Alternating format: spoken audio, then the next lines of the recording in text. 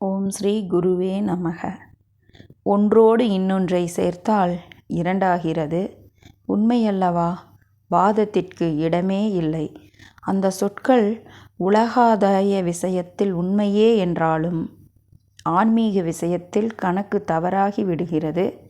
நீங்களும் நானும் வெவ்வேறு என்ற பாவத்தை விட்டுவிடுங்கள். உங்களில் நான் இருக்கிறேன், என்னில் நீங்கள் இருக்கிறீர்கள். உங்கள் வேலைகளை, பௌதீக தேவைகளை தெரிந்து கொண்டு நானே நிறைவேற்றி வைக்கிறேன்.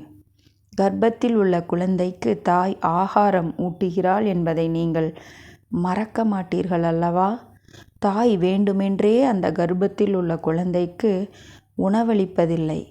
தன் பசியை போக்கிக் கொள்ள ஆகாரம் உட்கொள்கிறாள். தெரியாமலேயே குழந்தையை அடைகிறது. ஏன் அப்படி நிகழ்கிறது? குழந்தை பொறுமையுடன் அந்த கர்ப்பத்திலேயே இருக்கிறது. அப்படியே நீங்களும் எனக்குள் இருக்கும்படி முயற்சி செய்யுங்கள். நான் உன்னுடையவன் என்ற விஷயத்தை மறந்து விடாதீர்கள்.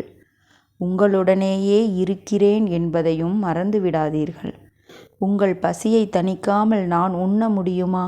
சொல்லுங்கள். வெளிப்புறமாக நீங்கள் செய்யும் ஆராதனை உங்களுக்குள் இருக்கும் என்னை அடைகிறது. அப்போது நான் சக்தியுடையவனாகி உங்களை காப்பாற்றுகிறேன்.